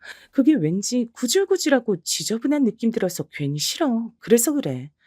그런데 아내는 가끔씩 말을 할 때 뇌를 안 거치고 말을 뱉는 경향이 있었어요. 생각을 하고 말을 해야 하는데 충동적으로 그냥 막 뱉어버리는 듯 싶었습니다. 처형의 카페야말로 손님들이 안 보는 구역에서 위생을 하나도 안 지키고 있다는 걸 제가 알고 있었는데 그건 어떻게 가서 먹는 거냐고 제가 따지고 싶었지만 참았습니다. 제가 참는 것으로 평화롭게 유지되는 결혼 생활임을 너무나도 잘 알고 있었기 때문입니다. 그래서 전 걸핏하면 마음속으로 내가 참자, 내가 또 참지 뭐라는 소리를 하는 게 습관이었습니다. 제가 참지 않았다면 아내하고 하루가 멀다 하고 다툴 건수가 넘쳐났을 거예요. 그래서 제가 참고 지내는 것이 저희 부부에게 가장 중요하게 작용하는 요소였죠. 그걸 시간이 가면서 왠지 아내도 느끼는 것 같았습니다. 가끔은 성질을 더럽게 내세우다가도 어떨 땐 한없이 부드럽게 저에게 양보를 하듯 말을 하면서 잘해줬거든요. 그런 식으로 본인도 저를 위해 뭔가 희생을 하며 배려를 한다는 식으로 굴었습니다. 그게 빤히 보여서 어이없기도 했지만 이런 식으로 맞춰가는 게 부부 생활의 미덕이겠거니 싶었네요. 하지만 이런 아슬아슬한 외줄타기 같은 부부 생활의 민낯이 제대로 드러나고야 말았던 겁니다. 미천이 확 드러나고야 말았던 그날의 사건이 대단한 파국을 몰고 왔죠. 그날은 제 회사 동료의 결혼식 날이었습니다. 근데 위치가 3시간 거리의 지방이었어요. 회사 사람들끼리 몇 모여서 함께 결혼식장으로 가기로 되어 있었고요. 당연히 아내는 두고 저 혼자 갔었죠. 주말인데 당신은 혹시 따로 일정이 있어? 아니, 나는 요새 컨디션이 안 좋아서 그냥 좀 쉴까 싶어. 아무래도 감기가 오려나 봐. 그래. 감기가 올 것 같으면 미리 병원에 갔다 오는 건 어때? 약이라도 처방받아서 먹어봐. 아, 됐어. 주말이라 이른 오전부터 병원 시끄럽게 웃는 애기들이 바글바글 거릴 거 생각하면 머리만 더 아파져. 1시간 기다리고 1분 상담 받고 나오느니 안 가는 게 낫지. 당신은 내가 혹시라도 당신한테 감기 옮길까 봐 그러는 거지? 아니라고는 못하겠다. 당신이 워낙 전적이 여러 번이잖아. 내가 꼭 그렇게 미리 말을 하는데도 감기 걸려서 나한테 옮기고 나서야 낫더라. 나 계속 회사 일 바쁠 예정이야. 감기 걸림 끝장이니까 이번에도 나한테 옮길 작정이라면 정중히 사양할게. 당신 오늘따라 되게 얌체 같다. 얄미워. 난 아프면 이번엔 우리 엄마한테 나 간호해달라고 할 거야. 당신한테 안 징징거릴 테니까 쓸데없는 걱정 안 해도 돼. 언니네 카페 일손 도와줘. 조카들 돌봐줘. 아주 우리 엄마가 그쪽에만 신경 쓰느라 정신 없으시니까 나도 오래간만에 우리 엄마 관심 온전히 받으면 좋지. 나도 우리 엄마 딸인데. 하여간 언니한테만 너무 집중돼 있어. 아내의 주절거리는 소리를 들으며 전 결혼식장에 참석할 만반의 준비를 마쳤었습니다. 그때까지만 해도 설마 그 당일에 어떤 일이 벌어질지 상상도 못한 채였죠. 전 주말이라고 게으름도 피우지 못한 채 이른 아침부터 눈을 떴고요. 회사 사람들과 한 군데서 모인 뒤 차 한 대에 함께 타서 지방의 결혼식장으로 향했습니다. 원체 회사에서 바쁜 이모저모가 있던 시기였기 때문에 계속 그런 대화를 나누느라 정신이 없었어요. 휴대폰을 볼 새도 딱히 없었습니다. 결혼식장에 거의 도착할 때가 되어서야 휴대폰을 확인했더니 부재중 전화가 와 있었는데 놀랍게도 발신인은 저희 어머니셨습니다. 어라? 어머니가 왜 전화를 하셨었지? 평소에 전화를 주시는 시간대가 아닌데. 주말에 자식 부부가 뭐하고 노는지 궁금해서 한번 전화해 보셨나 보죠. 일단 서둘러서 안으로 들어갑시다. 저희 주차 때문에 시간 너무 잡아먹어서 지금 살짝 늦었어요. 제 혼잣말을 들은 동료가 옆에서 외쳤고 저는 그래서 별로 대수롭지 않게 생각을 해버렸어요. 일단은 온 매무새를 가다듬고 결혼식장 안으로 향하는 것에 집중을 해버린 겁니다. 제가 두고두고 후회할 일이 됐죠. 결혼식의 주인공에게 얼굴 도장을 찍고 자리를 찾아 앉고 나서야 얼른 어머니에게 문자를 남겼습니다. 회사 사람이 결혼식에 와 있다고 알려드린 뒤 식사는 하셨냐고 여쭤놨어요. 그러고 나서 결혼식을 보느라 잊고 있다가 잠시 후 휴대폰을 확인했는데 어머니로부터 답장이 없었습니다. 대체로 짧게 응, 우리 아들 이런 식으로 답장을 꼭 보내시는 분인데 왠지 평소답지 않다는 생각이 들었어요. 여기까지 왔는데 지역에서 가장 유명한 맛집을 함께 가보자는 의견이 들려왔고 어차피 차 한 대를 같이 타고 왔던 차라 제가 거절할 방도는 없었습니다. 이것도 회사 일의 연장선이라고 할 수 있었으니 까라면 까야 하는 법이었죠. 다른 곳으로 이동을 하면서 자꾸만 저는 속에 찝찝한 기분이 들었어요. 말로는 설명이 불가능한데 묘하게 제 신경을 뭔가가 건드리는 느낌이었습니다. 그래서 장소에 도착하자마자 살짝 옆으로 빠져서 어머니에게 전화를 걸었죠. 뭘 하시느라 휴대폰도 확인 안 하고 계신 건지 직접 여쭤보고 싶었습니다. 그러나 어머니의 휴대폰은 꺼져 있었어요. 전원이 꺼져 있다는 안내 음성이 들려온 순간 왠지 심장이 철렁 내려앉는 것만 같았습니다. 저는 아내에게 문자를 남겼습니다. 여보, 어머니가 나한테 전화하셨었는데 내가 못 받았어. 지금 전화해보니까 휴대폰이 꺼져 있다고 하네. 혹시 어머니가 당신한테도 연락을 하셨을까? 몇 분이 지나자 아내에게서 답장이 왔는데 아니 연락 없으셨는데 였습니다. 그래서 저는 오히려 별일 아니라고 생각을 하려고 했죠. 어쩌다 보니 휴대폰이 꺼져버렸다고 밖엔 설명이 안 됐습니다. 휴대폰의 성능이 안 좋아진 걸 수도 있었어요. 그런 생각을 하면서도 제 표정이 어둡자 회사 사람들이 무슨 일 때문에 그러냐고 물어봤습니다. 저는 이유는 모르겠으나 괜히 어머니 때문에 걱정이 된다 그랬죠. 멀리 시골 사시고 나이 많으시고 혼자 사시고 이러면 괜히 아무 일 없어도 문득문득 걱정되고 그러더라. 다들 똑같아. 근데 대부분은 별일 없는 경우니까 휴대폰 하나 가지고 드물게 꺼져 있다 해서 너무 그렇게 신경 쓸 필요 없어. 이따가 어련히 연락 먼저 주시겠지. 그렇겠죠. 제가 늦둥이라서 어머니 연세가 많으시다 보니까 쉽게 별별 생각이 다 드네요. 어머니가 건강하게 오래오래만 사셨으면 좋겠어요. 저도 이제 다 큰 어른이 돼서 사회생활 중인데도 어머니만 생각하면 아직 애 같네요. 어머니 돌아가시면 허전하고 슬퍼서 전 안 될 것 같아요. 제가 머쓱하게 답을 하면서 속내를 밝히자 다들 저를 향해 보기와는 다르게 효자났다고 하면서 반쯤은 놀려댔어요. 그런 분위기에 취해서 전 걱정이 갑자기 찾아들었던 것처럼 갑자기 모든 걱정을 내려놓고 즐거운 시간을 보냈습니다. 그것이 불효인 줄도 모르고 잘도 그렇게 여유로운 시간을 실컷 보내버렸어요. 서울에 도착한 뒤 대략 30분 정도면 집에 도착할 것 같다고 아내에게 문자를 전송했습니다. 그러고 나서 회사 동료들과 헤어진 뒤 제 차에 올라타던 바로 그때였어요. 걸려온 전화를 무심코 받아든 제가 온몸에 소름이 훅 끼치고 말았습니다. 네, 여보세요? 네, 뭐라고요? 파출소요? 어디 파출소인데 저한테 전화를 주셨죠? 네, 어머니요? 제 어머니요? 지금 거기 정말 제 어머니가 와 계시단 겁니까? 아니, 대체 이게 갑자기 무슨 일인지. 네, 일단 알겠습니다. 제가 바로 그쪽으로 갈게요. 저희 어머니 잘 좀 부탁드리겠습니다. 전화는 파출소에서 걸려온 것이었는데 들어보니까 그 위치가 저희 부부의 집에서 7km 가량 떨어진 곳이었습니다. 전 그곳에 파출소가 있는 줄도 모르고 살았는데요. 도대체 이게 어떻게 된 일인가 싶어 우선은 서둘러 그곳으로 향했어요. 그랬더니 정말로 제 어머니가 그곳에 계시는 게 아니겠어요? 어머니, 저예요. 저 왔습니다. 아이고, 문서가, 우리 아들 왔니? 아이고, 내가 미안하다. 내가 머리가 옳게 안 돌아서 어디로 가야 할지도 모르겠고, 갑자기 날도 어두워지기 시작하니까 어디가 어딘지도 구분이 안 돼서 이리저리 헤매버렸다. 내가 미안하다, 우리 문석이. 나 때문에 고생스러워서 어떡해. 그런 말씀 마세요, 어머니. 길 잃으실 수도 있는 거죠. 근데 딴 데로 어디 안 가시고 이렇게 파출소로 오셔서 다행이에요. 이제 겨울이 다 돼서 해 떨어지면 추운데 천만 다행이에요. 제가 그렇게 말을 하자마자 자그마한 파출소 안을 지키시며 앉아 계시던 어떤 분이 헛기침을 크게 하셨습니다. 제 시선을 끌려고 그러시는 것 같았어요. 그쪽을 쳐다봤더니 그분이 저에게 하시는 말씀이 순찰을 돌다가 제 어머니를 길에서 발견했다고 하는 겁니다. 딱 봐도 오갈 데 없이 계신 것 같아서 날도 추운데 어르신이 왜 저러시나. 짐을 드신 거 보니까 어디 시골에서 올라오신 것 같기도 해서 일단은 제가 이쪽으로 모시고 들어온 거죠. 아, 저희 어머니가 직접 파출소로 찾아오신 게 아니었어요? 그럼 어머니를 도와주신 거네요. 정말 감사합니다. 덕분에 화를 면했습니다. 저희 어머니가 엄청 멀리 사시는 분이라 오늘 먼 길을 오신 건데 도와주지 않으셨다면 정말 힘드셨을 겁니다. 놀란 저는 얼른 그쪽에 대고 인사를 올렸습니다. 그러고 나니까 이제 의문이 하나둘씩 절 찾아오더라고요.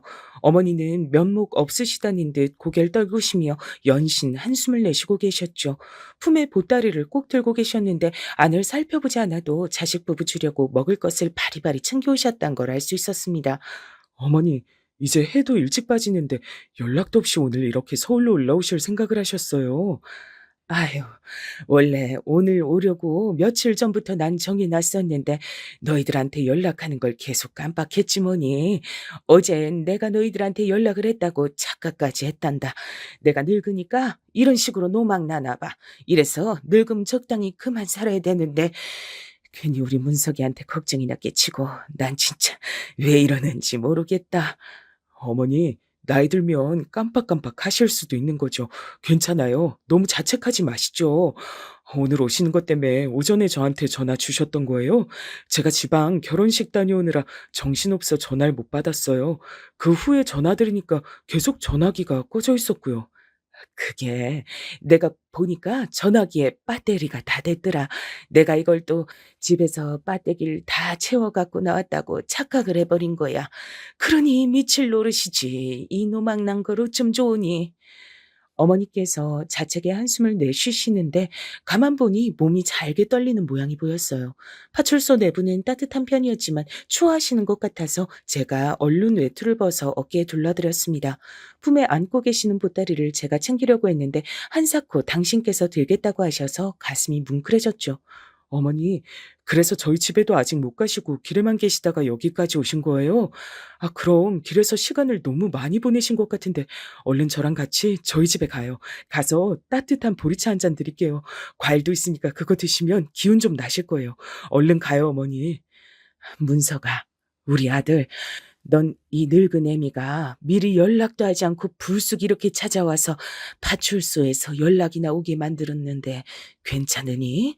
내가 걸리적거리고 좀 밉고 그러지? 네? 어머니, 무슨 말씀을 그렇게 하세요? 절대 그럴 리가 없잖아요. 와주신 것만으로도 너무 감사하고 좋은데 오시는 길이 너무 고생스러우니까 그게 마음이 아플 뿐이에요. 어머니, 그런 소리 이제 하지 마시고 저랑 얼른 저희 집에나 가십시다. 얼른요. 전 어머니께서 왜 유달리 감정적으로 구시나 싶었습니다. 컨디션이 안 좋아서 그러신 것으로 생각을 해서 어머니를 얼른 저희 집으로 모시려고 하던 바로 그때였어요. 나는 안 가련다. 난 거기로 안 가련다. 어머니, 저희 집 오시려고 서울까지 올라오신 거잖아요. 근데 갑자기 왜 안 간다고 하세요? 혹시 왜 그러시는지 제가 여쭤봐도 돼요? 집에는 어멈이 있잖아. 네? 아마 그렇겠죠. 당연히 집에 있을 거예요. 제가 오늘따라 정신이 없어서 지금 한참 연락은 못 해봤는데 아마 집에 있을 겁니다. 그리고 사돈도 계시잖아. 사돈이라니요? 누구요? 혹시 저희 장모님이요? 그러자 어머니께서 고개를 끄덕끄덕 하셨습니다. 전 아내가 감기 기운이 좀 있어서 아무래도 그것 때문에 장모님께서 와보셨구나 하는 생각을 했어요. 근데 뭔가 이상하더라고요. 근데 어머니가 그걸 어떻게 하세요? 왜 모르겠니? 너희 집으로 가봤다가 들어갈 방도가 없어서 몸마려운 강아지 마냥 바깥을 왔다 갔다 이리저리 한참을 서성이다가 그냥 발길을 돌렸는데 내가 그러고 나서 여기까지 왔는데 너희 집에 누가 있는지 내가 어떻게 모르겠니? 나이 지긋하게 드신 어머니의 떨리는 목소리를 들으면서 저는 온몸의 피가 차갑게 식는 감각을 느꼈습니다. 어머니께서 저희 집에 다녀오셨답니다. 그런데 못 들어가셨답니다. 문 밖에서 한참을 서성거리시다가 결국은 포기하시고 돌아서셨고 정처 없이 길을 헤매다가 파출소까지 오신 거랍니다. 가을이 저물어 이 추운 날씨에 말입니다. 당장이라도 분노에 손이 떨릴 것 같아 전 애써 그걸 감추고 평정을 가장하며 말씀을 드렸습니다. 어머니, 오늘 무슨 일이 있으셨던 건지, 어떤 일을 겪으셨던 건지 저한테 자세히 좀 알려주실 수 있어요? 내가 말해봤자 뭘 하겠니? 우리 아들 기분만 상하지. 괜히 며느리하고 싸우기나 만들지. 그냥 내가 늙은 주둥아리로만 꼭 닫으면 되는 일인데, 아휴, 내가 또 주책을 부려서 이런저런 얘기를 또 다 늘어놓을 셈이 됐구나. 내 탓이야. 전부 내가 잘못한 거야. 제발요. 어머니, 그러지 마시고 차분히 얘기 좀 해주세요. 전 꼭 들어야겠습니다. 제 아내의 남편이고 제 장모님의 사위이기 전에 어머니 아들이에요. 그게 제일 먼저고요. 제일 우선이에요. 그러니까 어머니가 저한테 얘기를 솔직하게 다 해주셔야 돼요. 저는 입술에 힘을 주고 계신 어머니께 간청을 드렸습니다. 간절하게 두어 번 더 채근을 들이자 어머니의 입술이 어렵사리 열렸어요. 그리고 저는 어머니께서 겪으신 일을 자세히 들을 수 있었는데 모든 상황을 정리하면 이렇습니다. 제가 결혼식장을 떠난 이후 아내는 처형의 가게로 향했습니다. 그곳에서 장모님과 만났고요. 감기 기운이 있는 것 같다는 아내의 말에 장모님께선 함께 집으로 가서 죽을 끓여주겠다고 하셨습니다. 제가 결혼식 참석으로 지방을 다녀온다고 이미 들으셨 늦으신 뒤였다고 하네요. 그렇게 장모님과 아내가 저희 집으로 왔고 두 사람이 시간을 보내고 있을 때 현관 벨이 울렸습니다. 바로 저희 어머니께서 도착을 하신 것이었죠. 어머니께서는 휴대폰의 배터리가 다 나간 상태였습니다. 그런 상황에서 늘 품에 지니고 다니시는 수첩에 저희 집 주소 같은 걸 다 적어 놓으셨기 때문에 택시 기사님의 도움을 받아 길을 찾아 집으로 오셨던 거예요. 아침이 뭔가요? 새벽이라고 할 수 있는 그 이른 시간부터 그 먼 곳에서 출발을 해서 오신 어머니께선 이제 드디어 도착을 해서 몸을 녹이실 생각밖에 없었다고 합니다. 어머님? 연락도 없이 갑자기 무슨 일이에요? 어머니냐? 아이고, 그러게 내가 무슨 일일까? 갑자기 너희가 너무 보고 싶었나 보다. 먹을 것도 좀 전해주고 그러고 싶어서 내가 연락도 미리 없이 와버렸구나. 미안하다. 어머니께선 스스로 연락을 저희에게 미리 주셨다고 착각을 하신 게 민망하셔서 그냥 그런 식으로 둘러대셨다고 합니다. 곧 현관문이 열릴 거라고 생각하며 품 안에 든 보따리를 고쳐 잡으신 어머니의 귀에 들려온 소린 믿을 수 없는 내용이었다고 합니다. 아, 어머님, 시기도 참 안 좋게 잡으셨네요. 제가 오늘은 너무 피곤해서요. 날이 아닌 것 같습니다. 어? 그게 무슨 소리냐? 어머마, 너 어디 아프니? 네, 몸이 좀 안 좋아서요.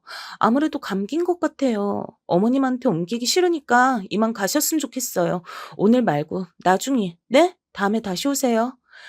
내가 지금 그 머나먼 길을 지나와서 여기까지 왔는데 너는 문도 안 열어주고 날 이렇듯 문전박대하겠단 거냐?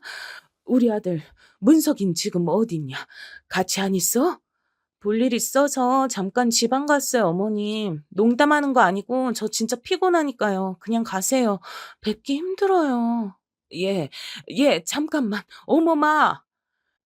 당황하신 어머니께선 어쩔 줄 몰라 하셨다고 합니다. 그렇다고 굳게 닫힌 현관문을 열 방도 같은 건 알지 못하셔서 발만 동동 구르고 계셨는데 혹시나 수첩에 저희 집 현관문을 여는 방법이라도 적어 놓으셨을까 해서 그 바닥에 쭈그리고 앉아 수첩을 들여다보셨다네요. 코를 훌쩍이며 집중을 하고 계시는데 현관문 안쪽에서 말소리가 들려왔다고 합니다. 간 거야? 갔겠지? 아니, 엄마. 아직 안 갔어. 앞에 그대로 계신 것 같아. 아, 진짜 노인네. 눈치 없이 뭐 하는 짓이야. 그러게. 귀여운 우리 딸이 오늘같이 컨디션 안 좋은 날에 왜 귀찮은 짓거리를 벌이실까? 며느리 괴롭히러 온 시어미 신보셨다면 진짜 못된 거고.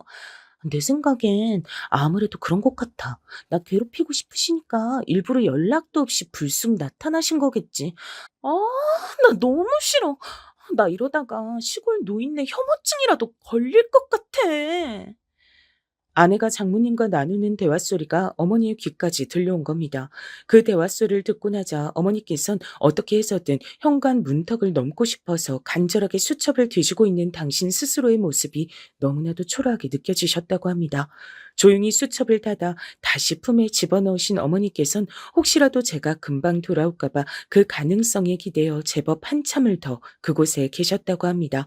이른 아침 새벽부터 딱히 제대로 드신 것도 없어서 배는 주려오고 현기증도 나고 있었지만 갑자기 제가 나타나기라도 할까봐 마음 놓고 눈도 못 붙이신 채로 현관문 앞에서 멀뚱멀뚱히 계셨다네요. 그러다가 도저히 안 되겠어서 다시 현관 벨을 눌렀고 안을 호출했지만 아예 작정을 해버린 아내는 이번엔 묵묵부담으로 일관했습니다. 장모님 또한 당연히 마찬가지였고요. 결국 어머니께선 아무 소득 없이 발길을 끝내 돌리셔야만 했습니다. 추워서 떨리기 시작하는 몸으로 무거운 보따리를 드신 채로 그냥 정처 없이 걸으셨대요. 터미널 앞이 아니다 보니까 택시도 안 잡혔다 합니다. 택시가 보여서 손을 흔들어도 요즘 택시는 어찌된 영문인지 멈춰 서주질 않아서 애만 끓였다고 하셨어요. 알고 보니까 죄다 휴대폰으로 미리 부르는 택시들이라 어머니의 손짓을 다 무시하고 지나갔던 겁니다. 금방이라도 기절할 듯 위태위태하게 길을 가시던 어머니를 순찰차가 드디어 발견했었기에 망정이었습니다. 어머니, 죄송합니다. 제가 죄송해요. 어머니한테 이런 수모를 겪게 해드려서 제가 죄송합니다. 제가 불효자예요, 어머니. 아니야. 넌 잘못 없어. 아무 잘못 없어. 우리 아들, 우리 문석인 아무 잘못 없다. 전부 다 이 노망난 늙은 애미가 잘못한 거다. 있었던 일을 알게 된 전 분노로 몸서리치며 사과를 드렸는데 어머니께서 결단코 저에겐 잘못이 없다고 외치셔서 하마터면 그 자리에서 눈물이 나올 뻔했습니다. 파출소에 계신 분들도 어느새 저희 모자의 이야기를 다 듣고 계셨고 다들 한숨을 쉬며 고개를 흔드셨어요. 무슨 그런 경우 없고 예의 없는 며느리와 사돈댁이 다 있냐고 하시면서 악마 같다고 말씀들을 하셨는데 제 생각도 그러했습니다. 아내와 장모님이 제 어머니를 향해 보인 그런 행동은 악마나 할 법한 행동이었죠. 전 분노를 삼키며 우선 어머니를 가깝고 좋은 호텔로 모셨습니다. 집으로 모시고 싶었지만 어머니께서 눈치를 보고 불편해하실 것 같아 오늘은 안 그러는 게 차라리 더 나을 것 같았어요. 그게 어머니를 위한 길 같아 그렇게 했고 깔끔한 호텔을 보신 어머니께선 소녀처럼 기뻐하시며 한박 웃음을 지으셨습니다. 이야, 텔레비에서만 보던 곳이 바로 이런 곳이구나. 정말 멋지다. 안으로 좀 이렇게 훌륭하게도 꾸며놨을까? 근데 우리 아들이 힘들게 번 돈으로 내가 이렇게 누려도 되는 거니? 난 이제 보니까 아무 데서나 자도 되는데. 문서가 난 이런 거 필요 없다. 그냥 머리만 누이고 발만 뻗을 수 있으면 돼. 아니, 그런 것도 필요 없으니까 그냥 시간 맞춰서 내 집으로 내려가면 된다. 교통편만 네가 어떻게 좀 해결해 주겠니? 어머니, 부디 그러지 마시고 오늘은 아무 생각 없이 편히 쉬세요. 절 위하신다면 그래 주세요. 그래도 우리 아들이 힘들게 번 돈으로 내가 어떻게... 아휴, 내가 못 산다. 어머니께선 너무 비싼 곳에서 숙박을 하는 것이 부담스럽다고 하셨지만 곧 피로에 못 이기시고 부드럽고 따뜻한 침대 위에서 잠을 청하셨습니다. 저는 어머니께서 싸우신 보따를 풀고 그 안에 있는 먹거리를 맛봤어요. 배는 안 고팠지만 억지로라도 먹었습니다. 왜 그렇게 눈시울이 시큰하던지요. 그리고 이를 갈며 집으로 향했습니다. 집에 도착하자 장모님께서는 안 계셨고 조용히 TV를 보던 아내가 절 맞아줬죠. 뭐야? 이제 와? 아주 재밌는 하루를 보냈나 보네. 좋았나 봐. 아니, 별로 그렇지도 않았어. 근데 장모님은 안 계시네. 언제 가셨어? 우리 엄마? 집 돌아가신 지 벌써 2시간은 넘었지? 어? 근데 내가 당신한테 얘기를 했던가? 우리 엄마가 여기 왔다고? 뭔가 이상한 점을 눈치챈 아내는 제 쪽을 쳐다봤고 싸늘하게 식은 제 표정에 그제서야 상황이 잘못되었다는 것을 감지했는지 TV를 껐습니다. 어머니가 오셨다면서? 근데 당신하고 장모님하고 우리 어머니를 개무시했단 거 어떻게 된 일이야? 어? 그게 사실이야? 깜짝아. 왜 갑자기 소리를 지르고 그래? 기껏 두통약 먹어서 좀 가라앉았는데 다시 머리 아프려고 하잖아. 왜 어머님 당신한테 다 말씀해 주셨어? 그래서 지금 이러는 거야? 어이없다. 또 당신 유리한 대로만 말씀하셨겠지. 나만 나쁜 년 만드시고. 또라니. 대체 우리 어머니가 너한테 뭘 한 번이라도 잘못을 하신 적이 있기라도 했어? 근데 당신은 왜 이렇게 우리 어머니한테 불만이 많은 것 같아? 당신이 오늘 잘못한 거 맞잖아. 우리 어머니가 오셨는데 집에 있으면서도 문 안 열어드린 거 맞아 아니야? 그것만 정확하게 말해봐. 그래 맞아. 안 열어들었어. 됐어? 나쁜 년이네. 나쁜 년 맞네. 근데 왜 나쁜 년 아닌 척하면서 얘기를 하냐? 생판 모르는 노인이라도 안쓰러워서라도 문 열어줄 판인데 어떻게 자기 시어머니한테 문을 안 열어드릴 생각을 해? 미친 거 아니야? 당신은 노인 공경도 없어? 장모님은 또 뭔데? 당신이 정신 나간 짓거리를 벌이면 어른으로서 그걸 말려야지. 같이 그러시는 건 대체 뭐야? 그렇게 따지지 마. 나 머리 아프니까. 당신은 뭐 나한테 잘했어? 내가 감기 기운 있는데 홀라당 지방이 결혼식 참석하러 가버리는 것에만 신경 썼잖아. 나 걱정하기보단 나한테 감기 옮을까 봐. 그것부터 미리 걱정했잖아. 내가 말을 안 해서 그렇지 속으로 얼마나 서운했는 줄 알아? 원래 사람은 아플 때 당하는 서러움이 가장 큰 법이야. 그 얘기를 지금 왜 하는 거야? 당신도 잘한 거 하나 없다고. 내가 지금 그거 알려주는 거잖아. 설마 내가 당신 서운하게 한 것 때문에 우리 어머니한테도 당신 서운하게 굴었다는 뭐 그런 건 아닌 거지? 아예 연관 없다고는 하지 않을게. 아내의 시큰둥한 대답에 제 심장이 미친 듯이 뛰기 시작했습니다. 그것은 주체할 수 없을 정도로 날뛰는 분노로 인한 것이었죠. 사랑해서 결혼한 여자, 제 아내를 향해서 그 순간 미칠 것 같은 분노가 피어올랐어요. 어떻게 그따위 이유 때문에 노인을 문전박대할 수가 있단 겁니까? 그것도 머나먼 길을 달려온 사람에게 그토록 냉정한 거절을 어떻게 할 수 있단 건지 전 도저히 납득도 이해도 가지 않았습니다. 당신 지금 아무래도 머리가 어떻게 된 것 같은데 다 됐으니까, 다 필요 없으니까 사과해. 진심으로 사과해. 그리고 우리 어머니한테도 날이 밝는 대로 가서 뵙고 사과드려. 지금 근처 호텔에서 주무시고 계시니까. 뭐?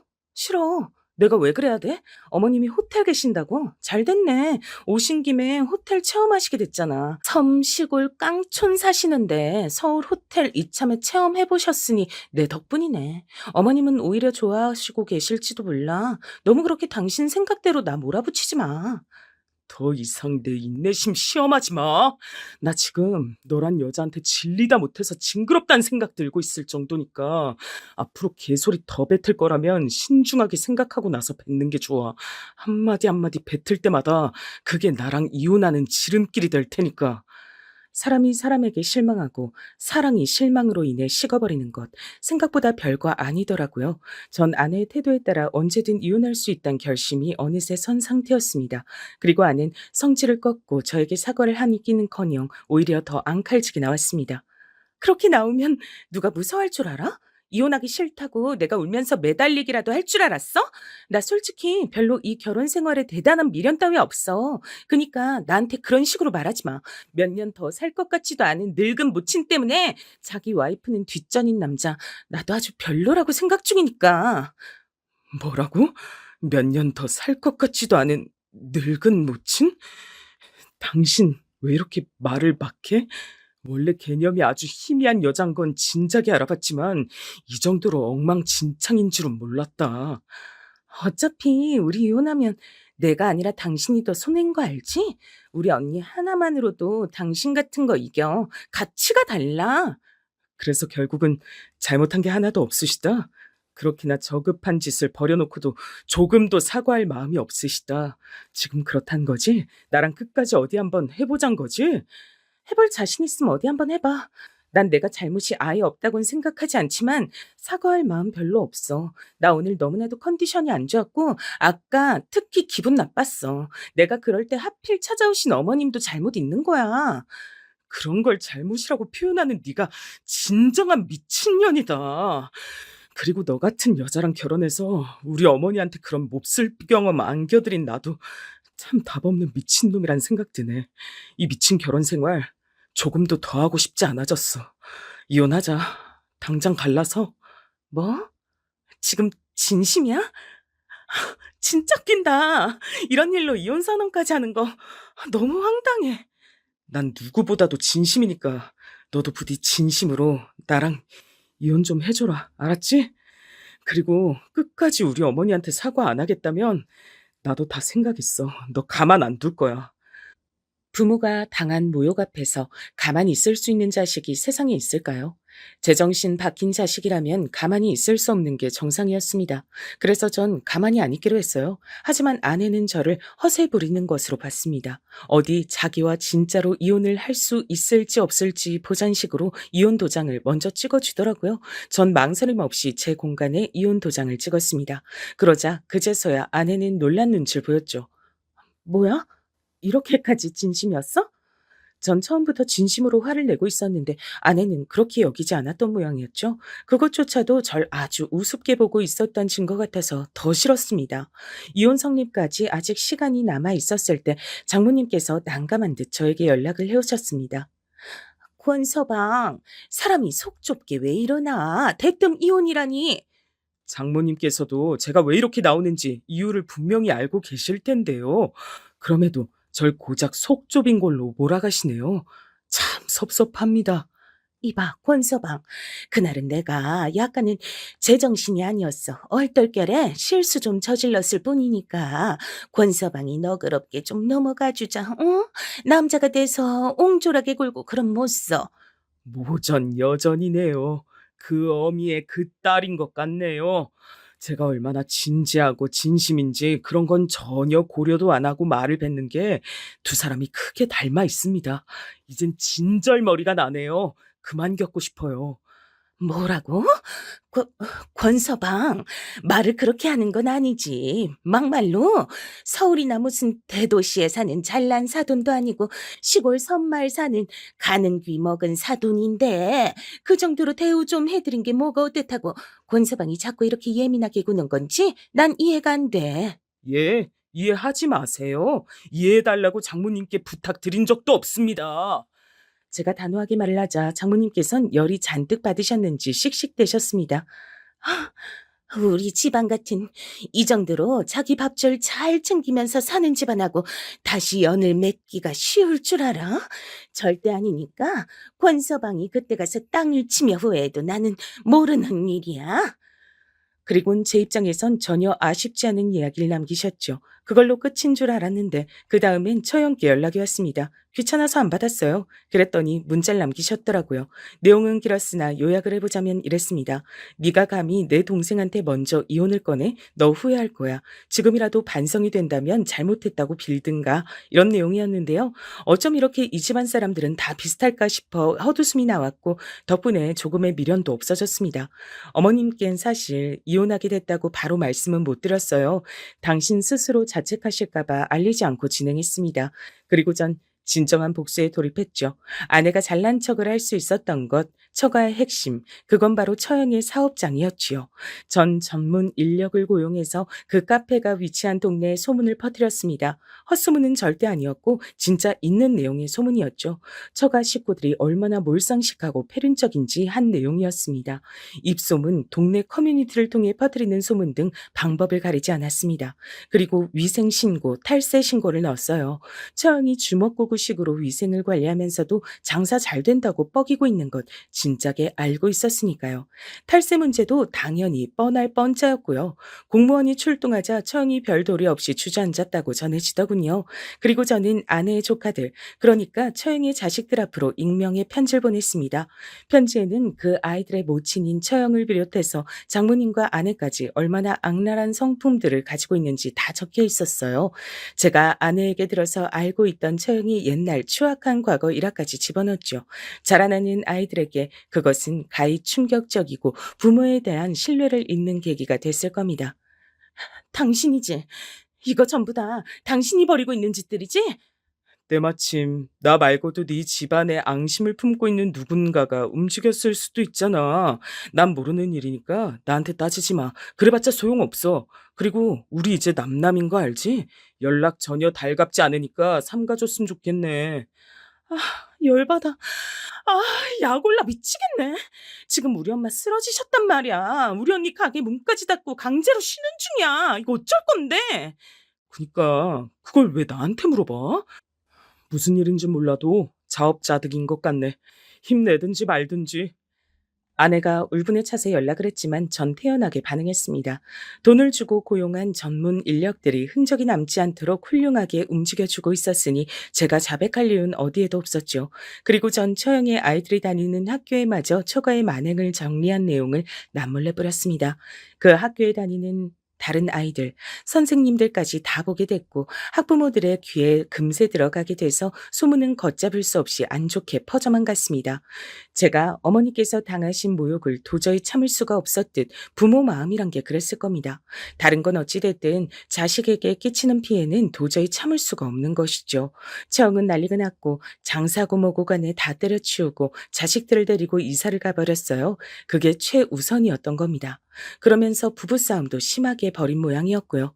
전 아내의 모든 지인들에게 저희 부부가 어쩌다 이혼을 하게 됐는지 내용을 적어서 익명의 이메일을 보냈습니다. 그 효과는 천천히 퍼져갔죠. 이건 사회적으로 완전히 나를 매장하는 거잖아. 우리 가족을 완전히 피말려서 죽게 만들려는 거잖아. 해도 너무한 거 아니야? 이런데도 당신 짓이 아니라고 잡았대? 난 대답해줄 말 없으니까 연락하지 말라고 했잖아. 내가 잘못했어. 내가 잘못했고 우리 엄마도 잘못했어. 내가 다 인정할게. 그때 내가 너무 개념 없었고 싸가지가 없었던 것 같아. 죽을 죄 졌어. 다 인정하고 반성하니까 제발 그만 좀 해. 이러다가 사람 죽겠다고. 정신이 나가버린 것처럼 넋이 나가 짓거리던 아내는 오열에 이르렀습니다. 장모님께선 진작에 알아놓으신 지 꽤 된 참이었어요. 멀쩡히 잘 굴러가던 일상이 처참하게 박살이 나버렸으니 도저히 생활하기 힘드셨을 겁니다. 저는 아내의 오열 섞인 사과를 듣고 모른 척 끊어버렸지만 이쯤 하면 일단은 됐다 싶어서 아내의 번호를 그제서야 차단했습니다. 얼마나 진심이 섞여 있든 간에 사과를 듣고 싶어 번호를 그때까지 차단하지 않은 거였으니까요. 어머니께서도 이제 이혼 사실을 알고 계셨습니다. 처음엔 충격을 받으신 듯 깊은 한숨만 내쉬셨는데 후련하다 못해 상쾌한 저의 얼굴을 확인하신 다음부턴 별 말씀도 없으시고 한숨도 쉬지 않으셨어요.